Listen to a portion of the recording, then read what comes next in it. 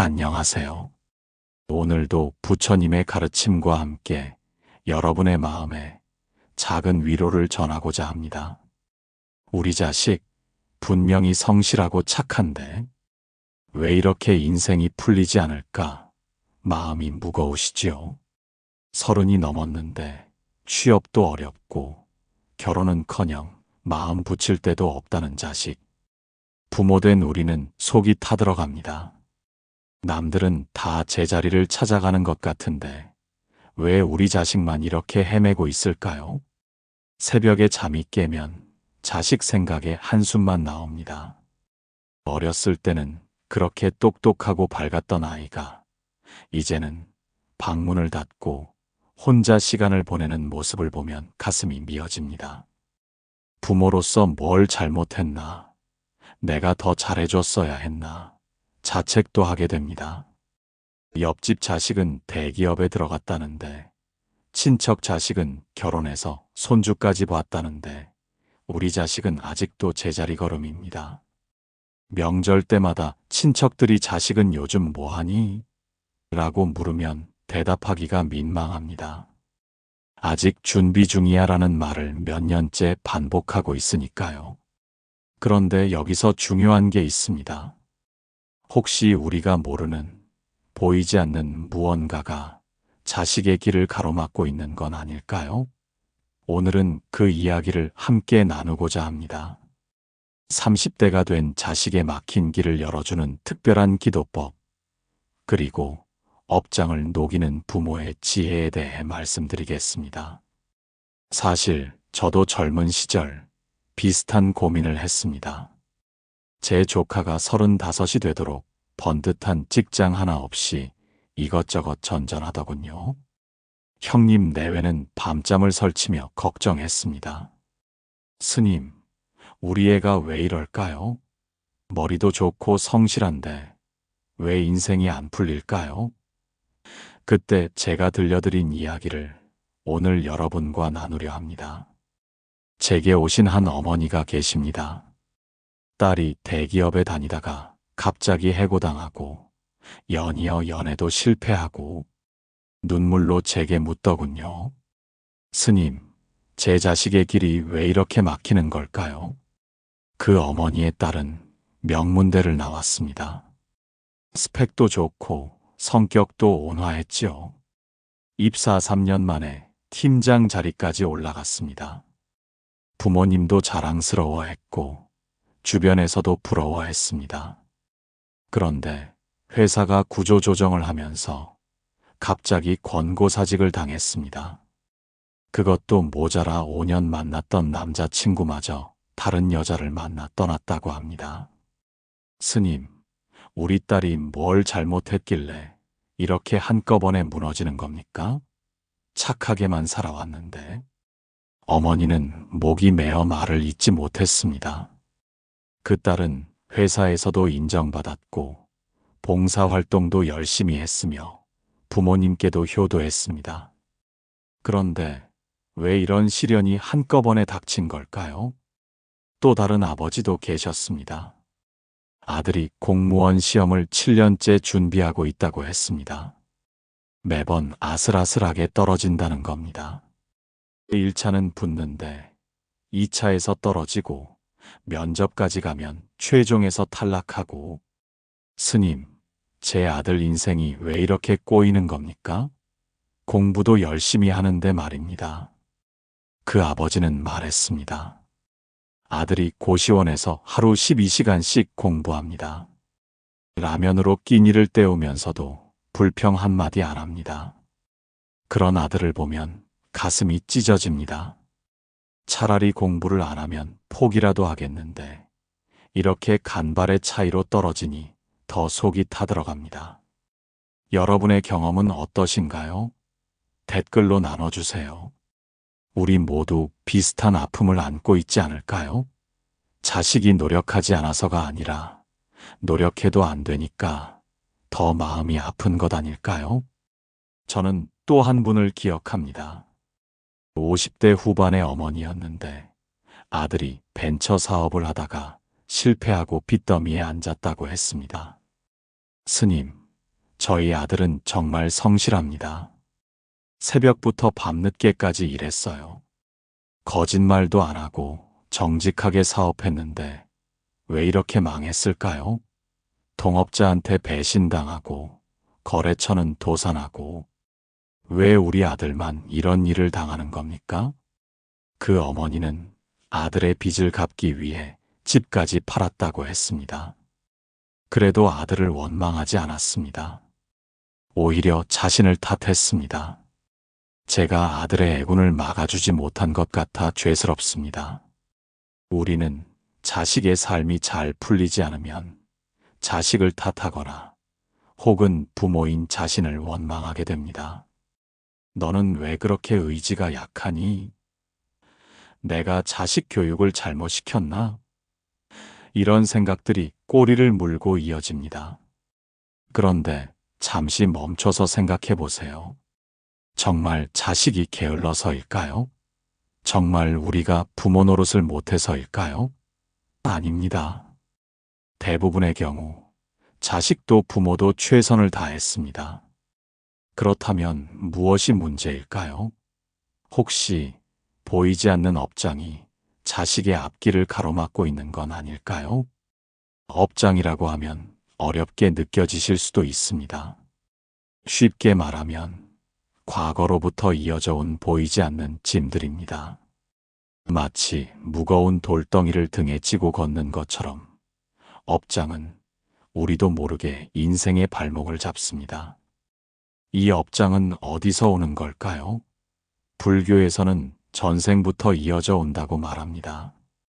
하지만 꼭 전생을 믿지 않더라도 우리가 살아오면서 쌓인 여러 감정의 찌꺼기들, 해결되지 않은 문제들, 상처들이 모여서 업장이 됩니다. 특히 자식들은 부모의 업장까지 물려받는 경우가 많습니다. 이것을 조상업이라고 하지요. 할아버지, 할머니 때부터 내려온 해결되지 않은 문제들이 자식에게까지 영향을 미치는 것입니다. 예를 들어 볼까요?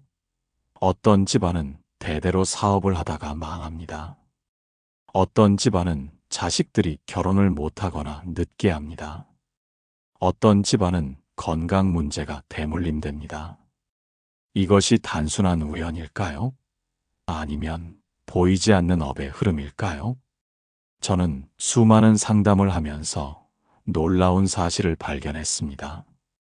자식의 문제를 깊이 들여다보면 부모나 조부모 때에 비슷한 문제가 있었다는 것입니다.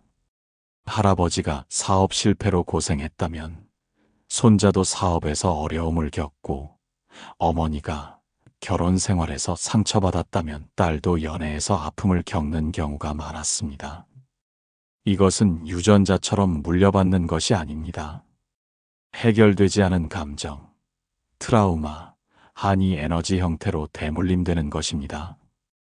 그래서 우리는 자식의 문제를 볼 때 단순히 자식 개인의 문제로만 볼 것이 아니라 가족 전체의 업장으로 봐야 합니다. 부처님께서 알라선니에게 말씀하셨습니다. 사람의 운명은 업에 따라 흐르며 그 업은 물 흐르듯 수천 생을 따라온다. 이 말씀은 우리의 삶이 단독으로 존재하는 것이 아니라 과거와 연결되어 있음을 의미합니다. 마치 강물이 상류에서 하류로 흐르듯이 업도 과거에서 현재로, 현재에서 미래로 흐릅니다. 어느 날 한 제자가 부처님께 여쭈었습니다. 세존이시여, 제 아들은 선하게 살아왔는데 왜 이렇게 시련이 많습니까? 부처님은 자비로운 미소를 지으시며 답하셨습니다. 그 시련은 예전의 짐을 털어내는 과정일 뿐이다. 마치 더러운 옷을 빨래하면 때가 나오듯이 업장이 사라지는 과정에서 고통이 따르는 것이다. 또 다른 경전에는 이런 이야기가 있습니다. 목걸련 존자가 신통력으로 한 청년의 전생을 보았는데 그 청년이 전생에 남의 것을 탐했던 업이 있었다고 합니다.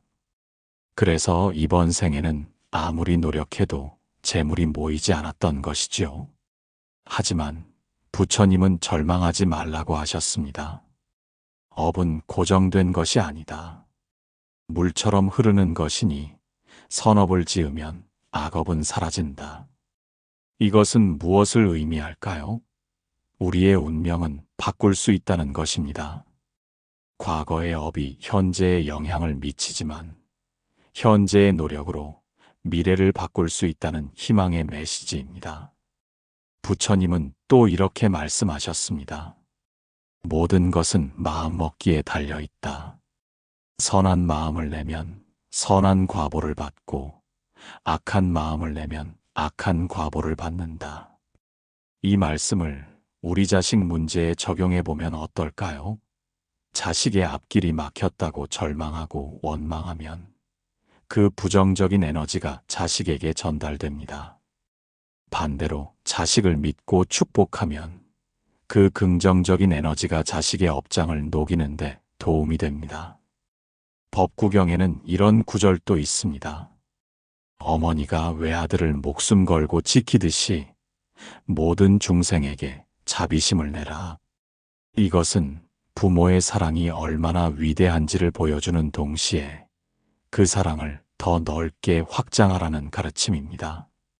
자식의 앞길이 막혔다는 것은 업장이 사라지지 않았음을 의미합니다. 그러나 그것은 절망이 아니라 정화의 과정입니다. 마치 봄이 오기 전 겨울이 가장 춥듯이 업장이 사라지기 직전에 가장 힘든 시기가 오는 법입니다. 기도는 업장을 녹이고 그 영혼이 다시 바르게 흐를 수 있도록 돕는 가장 큰 힘입니다. 부모의 간절한 기도는 자식의 업장을 녹이는 따뜻한 햇살과 같습니다. 여기서 잠깐 업장이 정말 기도로 사라질까 의심하시는 분들도 계실 겁니다. 과학적으로 증명할 수는 없지만 수많은 사람들이 기도를 통해 기적을 경험했습니다. 기도는 단순히 종교적 행위가 아니라 우주의 에너지를 움직이는 강력한 힘입니다. 부모의 마음이 얼마나 강력한지 아시나요? 자식을 위한 부모의 기도는 하늘도 감동시킵니다. 그 간절함이 업장의 두꺼운 벽을 뚫고 들어가 자식의 운명을 바꿀 수 있습니다. 제가 경험한 놀라운 사례를 하나 들려드리겠습니다. 어떤 어머니가 10년 동안 백수인 아들을 위해 매일 새벽 기도를 했습니다. 처음에는 아무 변화가 없었습니다. 오히려 아들은 더 무기력해졌습니다. 주변에서는 기도해도 소용없다고 했습니다. 하지만 그 어머니는 포기하지 않았습니다. 내 아들은 때가 되면 반드시 일어날 것이다라는 믿음으로 기도를 계속했습니다. 그리고 11년째 되는 해, 아들이 갑자기 엄마, 나 이제 뭔가 해보고 싶어라고 말했다고 합니다. 그 후 아들은 작은 창업을 시작했고 지금은 중견기업의 사장이 되었습니다. 그 어머니는 말했습니다. 10년의 기도가 헛되지 않았습니다. 업장이 두꺼우면 시간이 걸릴 뿐 반드시 녹습니다. 이것이 기도의 힘입니다. 당장 효과가 보이지 않더라도 꾸준히 하면 반드시 변화가 옵니다. 물방울이 바위를 뚫듯이 기도는 업장을 녹입니다. 자식이 잘못된 것이 아니라 지금은 속도가 아니라 정화를 위한 시간입니다. 우리는 늘 빨리빨리를 외치며 살아왔습니다. 남들보다 빨리 취업하고 빨리 결혼하고 빨리 성공해야 한다고 생각합니다. 하지만 부처님은 말씀하셨습니다. 급하게 피운 꽃은 빨리 진다. 천천히 뿌리를 내린 나무가 큰 그늘을 만든다. 자식이 지금 겪는 어려움은 벌이 아닙니다. 오히려 더 단단해지기 위한 과정입니다. 대나무가 하늘 높이 자라기 위해 먼저 땅속 깊이 뿌리를 내리듯이 자식도 지금 보이지 않는 곳에서 성장하고 있는 것입니다. 고난은 자식에게 내려진 벌이 아니라 성장의 바닥을 다지는 복입니다. 자식을 측은히 여기되 결핍 속의 기회를 볼 수 있어야 합니다. 제가 아는 한 청년이 있었습니다. 대학 졸업 후 3년 동안 백수로 지냈습니다. 부모님은 속이 타들어갔지요. 그런데 그 청년은 그 시간 동안 자신이 정말 하고 싶은 일이 무엇인지 깊이 고민했다고 합니다. 결국 늦은 나이에 요리를 배우기 시작했고, 지금은 작은 식당을 운영하며 행복하게 살고 있습니다. 만약 그가 남들처럼 빨리 취업했다면 평생 자신이 원하는 삶을 살지 못했을 겁니다. 때로는 막힌 길이 오히려 올바른 길로 가는 전환점이 되기도 합니다. 우리는 자식을 볼 때 지금의 모습만 봅니다. 백수인 모습, 실패한 모습, 좌절한 모습만 봅니다. 하지만 부처님의 눈으로 보면 다릅니다. 그 안에 있는 불성, 즉 부처가 될 가능성을 봅니다. 씨앗을 보세요. 겉으로는 작고 볼품 없습니다. 하지만 그 안에는 거대한 나무가 될 가능성이 들어 있습니다. 우리 자식도 마찬가지입니다. 지금은 작은 씨앗처럼 보일지 모르지만 그 안에는 무한한 가능성이 있습니다. 그러니 자식을 볼 때 너는 왜 아직도 이 모양이니? 가 아니라 너는 지금 무엇을 준비하고 있니? 라고 물어보세요. 실패했다고 볼 것이 아니라 경험을 쌓고 있다고 보세요. 늦었다고 볼 것이 아니라 신중하게 준비하고 있다고 보세요. 이런 시각의 변화가 자식에게는 큰 힘이 됩니다. 부모가 나를 믿어준다는 것, 그것만으로도 자식은 다시 일어설 용기를 얻습니다. 그렇다면 우리는 무엇을 해야 할까요? 자식의 업장을 녹이고 앞길을 열어주기 위해 부모가 할 수 있는 가장 강력한 방법을 알려드리겠습니다. 첫째, 매일 아침 자식을 위한 기도를 하십시오. 나무 관세음 보살, 자식을 막는 모든 업장을 녹여주소서. 자식의 마음에 빛이 들고 걸음마다 부처님 지혜가 함께 하소서. 이 기도문을 하루에 108번 반복하십시오. 108이라는 숫자는 불교에서 번뇌의 수를 의미합니다. 108번 기도하면 모든 번뇌가 사라진다고 합니다. 처음에는 108번이 많게 느껴질 수 있습니다. 그렇다면 21번 또는 7번부터 시작하세요. 중요한 것은 꾸준함입니다. 둘째, 하루 108배를 하며 자식을 위한 발언문을 낭독하십시오. 절을 하는 것은 우리의 아상을 내려놓는 행위입니다. 부모의 욕심과 기대를 내려놓고 오직 자식의 행복만을 바라는 마음으로 절을 하십시오. 발언문은 이렇습니다. 제 자식가 모든 업장에서 벗어나 자유롭게 되기를 발언합니다. 제 자식이 부처님의 지혜를 얻어 올바른 길을 가기를 발언합니다. 제 자식이 행복하고 평안하기를 발언합니다. 절을 할 때는 천천히 정성껏 하십시오. 몸을 굽히면서 내 자식을 위해 이 절을 올립니다라고 마음속으로 되뇌세요. 일어서면서는 내 자식의 업장이 사라집니다라고 생각하세요. 셋째, 조용한 방에서 자식의 얼굴을 떠올리며 마음으로 빛을 보내는 명상을 하십시오. 눈을 감고 자식의 모습을 떠올리세요. 그리고 당신의 가슴에서 따뜻한 황금빛이 나와 자식을 감싸는 모습을 상상하십시오. 이때 이렇게 속으로 말하십시오. 내 사랑하는 자식아, 너는 충분히 훌륭하다. 지금 잠시 쉬어가는 것뿐이다. 곧 내 때가 올 것이다. 나는 너를 믿는다. 이 명상은 하루 10분이면 충분합니다. 아침에 일어나서 또는 밤에 자기 전에 하세요. 자식이 멀리 있어도 상관없습니다. 마음의 빛은 거리를 초월합니다. 넷째, 업장을 녹이는 지장보살 정근을 낭송하십시오. 지장보살은 지옥에서 고통받는 중생들까지 구제하시는 자비로운 보살입니다. 나무지장보살, 나무지장보살, 나무지장보살. 이렇게 반복해서 부르면 자식의 업장이 녹아내립니다. 지장보살 정근을 할 때는 가능하면 염주를 사용하세요. 염주알 하나하나를 넘기면서 나무지장보살을 부르면 집중력이 높아집니다. 만약 염주가 없다면 손가락으로 숫자를 세면서 해도 됩니다. 다섯째, 나는 부모로서 자식의 빛을 믿습니다라는 확언을 매일 하십시오. 우리의 생각과 말에는 힘이 있습니다.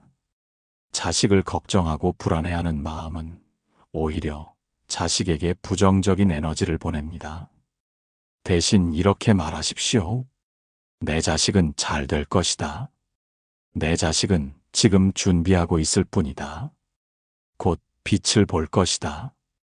이런 긍정적인 확언이 자식의 운명을 바꿉니다. 아침에 일어나면 거울을 보며 이렇게 말하세요. 나는 좋은 부모다. 내 자식은 복받은 자식이다. 오늘도 내 자식에게 좋은 일이 생길 것이다. 처음에는 어색할 수 있지만 계속하면 마음이 바뀌고 마음이 바뀌면 현실이 바뀝니다.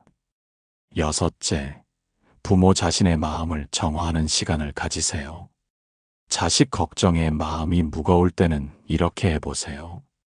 편안히 앉아서 깊은 숨을 쉬면서 나는 평안하다. 내 자식도 평안하다라고 반복하세요.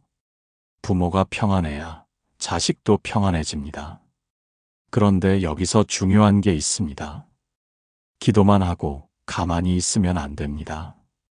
실제로 자식과의 관계도 개선해야 합니다. 자식에게 왜 아직도 취업을 못하니? 언제까지 이렇게 살 거니? 라는 말 대신 오늘 하루는 어땠니? 뭐 도와줄 거 있니? 라고 물어보세요. 비난과 잔소리는 자식의 업장을 더 두껍게 만듭니다. 대신 따뜻한 말 한마디, 믿음의 눈빛 하나가 자식에게는 큰 힘이 됩니다. 제가 아는 어떤 어머니는 백수인 아들에게 매일 이렇게 말했다고 합니다. 아들아, 엄마는 내가 있어서 행복해. 취업은 때가 되면 되는 거야. 오늘도 수고했어. 처음에는 아들이 시큰둥했지만 시간이 지나면서 표정이 밝아졌고 결국 자신감을 회복해서 좋은 직장에 들어갔다고 합니다. 또 다른 아버지는 이렇게 했습니다. 공무원 시험에 계속 떨어지는 딸에게 내가 합격하든 못하든 아빠는 너를 사랑한다. 너는 이미 우리 집의 보물이야 라고 말했다고 합니다. 그 말을 들은 딸은 눈물을 흘리며 아빠, 고마워요. 더 열심히 할게요 라고 했답니다. 이것이 진정한 치유입니다. 조건 없는 사랑, 변함없는 믿음이 자식의 마음을 열고 업장을 녹입니다. 일곱째, 자식과 함께하는 시간을 만드세요. 밥을 같이 먹거나 차를 마시거나 산책을 하세요. 이때 자식의 미래에 대해 이야기하지 말고 그저 현재를 즐기세요. 오늘 날씨가 좋네, 이 차 향기가 좋다, 이런 일상적인 대화를 나누세요. 자식은 부모가 자신을 있는 그대로 받아준다고 느낄 때 비로소 마음의 문을 열고 새로운 도전을 시작합니다. 여덟째, 자식을 위한 공덕을 쌓으세요. 절에 가서 자식 이름으로 기와불사를 하거나 연등을 밝히세요. 또는 어려운 이웃을 도우면서 이 공덕을 내 자식에게 회양합니다라고 발언하세요. 공덕은 보이지 않는 복입니다. 부모가 쌓은 공덕은 자식에게 가서 업장을 녹이고 복으로 바뀝니다. 특히 남을 돕는 자비행은 가장 큰 공덕이 됩니다. 아홉째, 조상님들께 제사나 차례를 정성껏 지내세요. 우리가 잊고 있던 조상님들의 원한이 자손에게 영향을 미치기도 합니다. 정성껏 제사를 지내면서 조상님들이 편안하시기를 바랍니다. 우리 자식들을 지켜주세요라고 기원하세요. 열째, 무엇보다 중요한 것은 포기하지 않는 것입니다. 기도의 효과가 바로 나타나지 않을 수도 있습니다. 한 달, 두 달, 1년이 지나도 변화가 없을 수도 있습니다.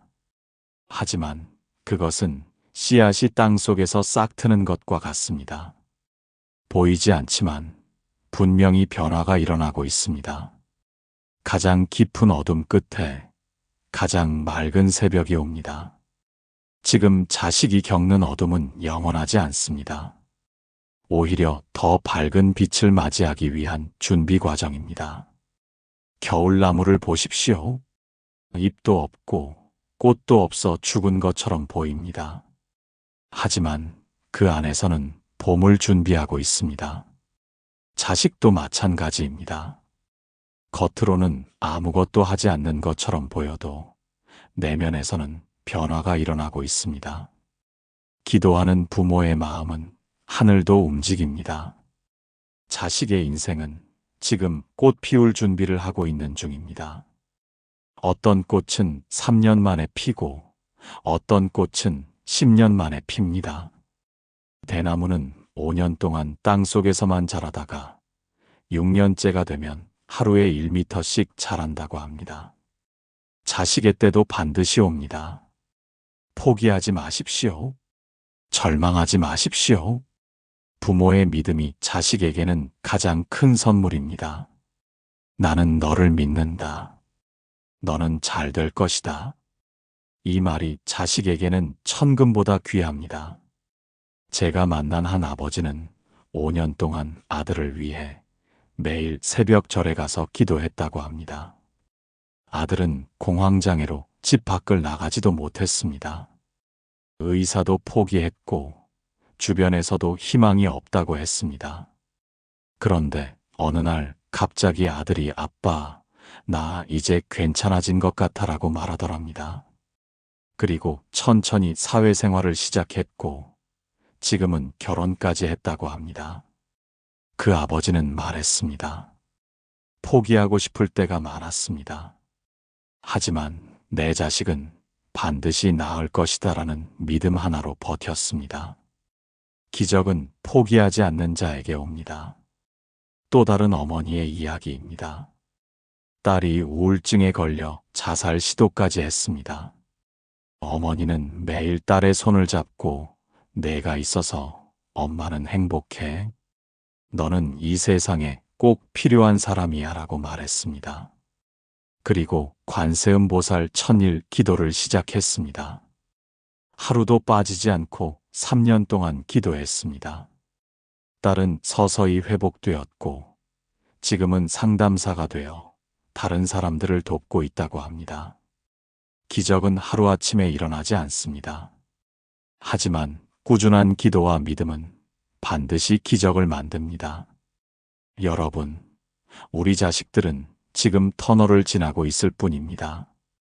터널은 어둡고 답답하지만 반드시 끝이 있습니다.